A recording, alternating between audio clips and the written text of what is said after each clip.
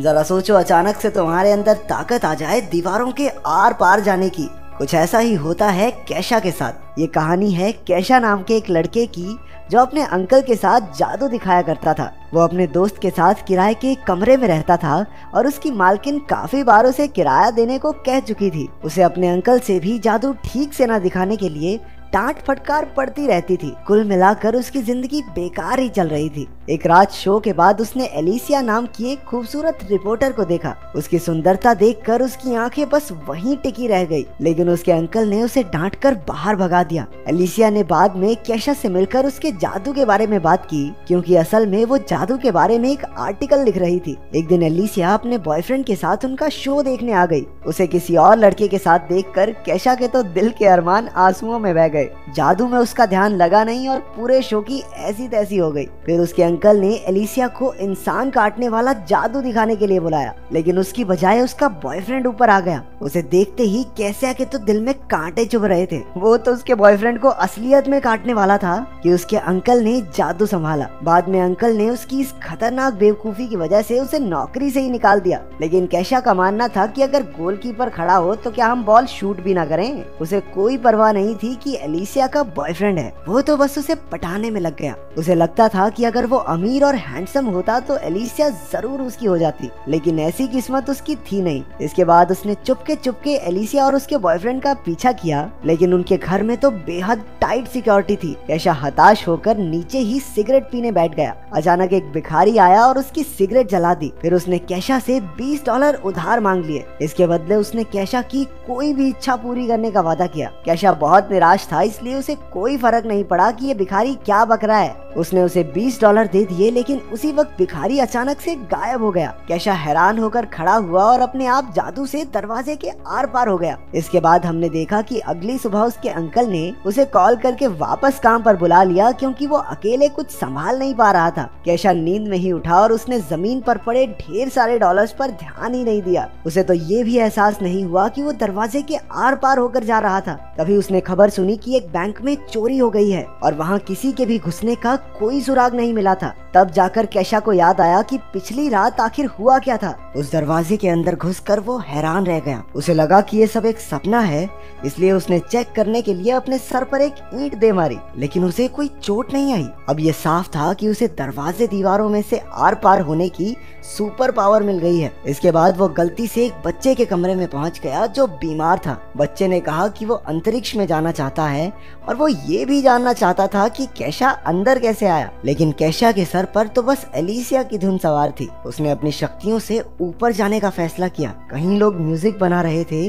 तो कहीं आत्माओं से बातें करने की कोशिश में लगे थे। उसने उनसे एलिसिया का पता पूछा और दीवार के आर पार चला गया, जिसे देखकर उनमें से एक आदमी तो बेहोश हो गया। इसके बाद वो एलिसिया के घर पहुंचा, जहां उसके अपने बॉयफ्रेंड के साथ गुलू गुलू चल रही थी। कैशा ने बाहर से अजीबोगरीब आवाजें निकालकर उन्हें परेशान करने की कोशिश की। जब इस तरीके से भी काम नहीं बना तो उसने एक पेंटिंग में घुसकर एलिसिया के बॉयफ्रेंड को बुरी तरह डरा दिया। बाद में उसे याद आया कि वो शक्तियां मिलने के बाद बैंक गया था और उसने ढेर सारे पैसे निकाल लिए। अब उसकी जिंदगी एकदम बदल चुकी थी। उसने एक ऑडी भी खरीद ली और ऐश की जिंदगी जीने लगा। एक दिन जब वो अपनी गाड़ी में कहीं जा रहा था तो उसे एक पुलिस वाले ने रोक लिया। उसने अपनी शक्तियों का इस्तेमाल करके पुलिस वाले के जूते बांध दिए और उसे चकमा देकर भाग निकला। शाम को बैंक वाले उसके घर तक पहुंच गए, क्योंकि वो खुद ही बैंक में एक कागज पर अपना नाम और पता लिखकर छोड़ आया था। वो लोग उसे पैसे चुराने के लिए पकड़ने आए थे। अभी घर की मालकिन वहां आ गई और उसके दोस्त ने उसे बताया कि घर पुराना होने की वजह से अब गैस की पाइप कमजोर हो चुकी है, लेकिन वो तो कुछ सुनने को राजी ही नहीं थी। उसने गैस जला दी और उसी वक्त पूरे घर में जबरदस्त धमाका हुआ। अगर कैशा अपनी शक्तियों का इस्तेमाल करके उन्हें ना बचाता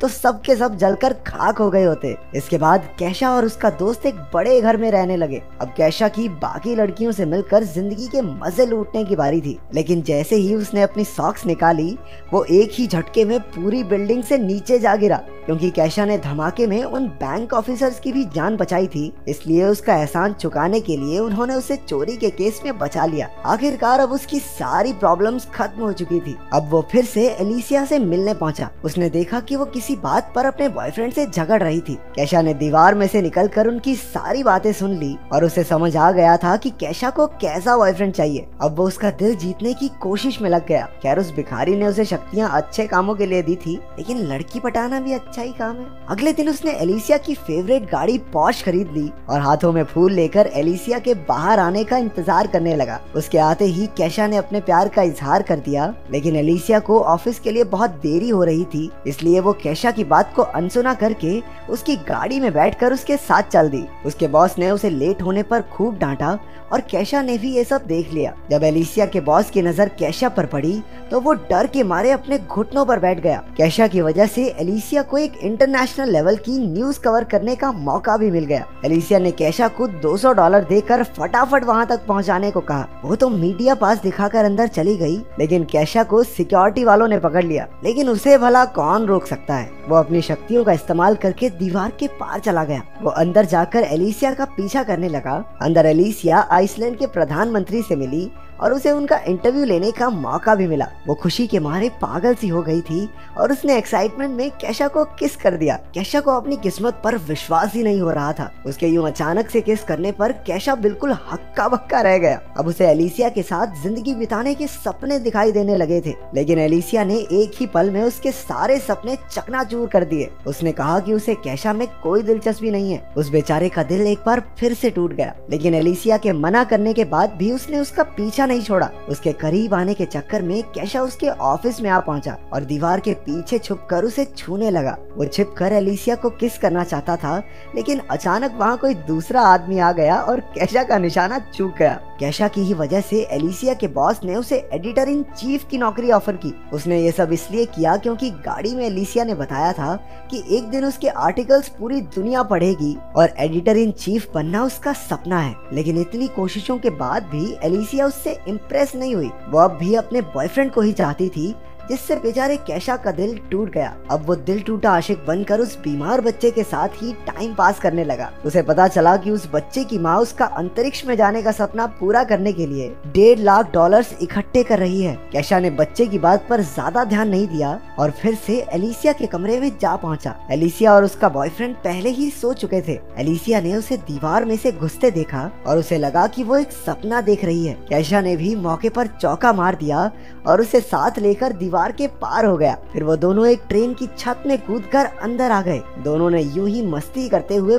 पूरी रात गुजार दी, लेकिन वो अब भी उससे प्यार व्यार नहीं करती थी। अब गुस्से में आकर अपना कैशा भी सस्ता कबीर सिंह बन गया और सीधा जाकर उसके बॉयफ्रेंड को मुकाबले के लिए चुनौती दे दी। लेकिन उसके बॉयफ्रेंड ने मार मार के कैशा की चटनी बना दी। उसने फिर भी एलिसिया का पीछा नहीं छोड़ा और उसके करीब जाने का मौका ढूंढने लगा। वो सिर्फ उसकी खूबसूरती पर मरता था, जबकि सच्चे प्यार के लिए एक दूसरे को समझना बहुत जरूरी है। लेकिन कैशा उसकी चाहत में अंधा हो चुका था, इसलिए ये समझदारी वाली बातें उसके पल्ले कहाँ पड़ती। एक दिन तो वो एलिसिया के चक्कर में एक लंबी सी बिल्डिंग के शीशे पर ही लटक गया और अपने प्यार का इजहार करने लगा। अरे लड़का रोमांटिक पूरा है। दरअसल वो बहुत सारे लोगों के सामने उसे प्रपोज करके उस पर हाँ कहने का दबाव बनाने की कोशिश कर रहा था, लेकिन इसी हीरोपंती में वो खिड़की से नीचे गिर पड़ा। अगर उसके पास उस भिखारी की दी हुई शक्तियाँ ना होती तो अब तक तो वो भगवान को प्यारा हो चुका होता। उसे गिरता देखकर एलिसिया डर के मारे बेहोश हो गई और उसे हॉस्पिटल में भर्ती करवाना पड़ा। कैशा को डर था कि गिरने की वजह से उसके दिमाग के स्क्रू ढीले ना हो गए हों, इसलिए वो भी अपना सारा सिस्टम चेक करवाने हॉस्पिटल में पहुंच गया। तभी उसे वहाँ वो बीमार बच्चा दिखा जिससे वो बातें किया करता था। असल में वो एक लड़की थी जिसे ब्लड कैंसर था और इलाज की वजह से उसके सारे बाल झड़ चुके थे। उसने बताया कि उसे इलाज के लिए $1 लाख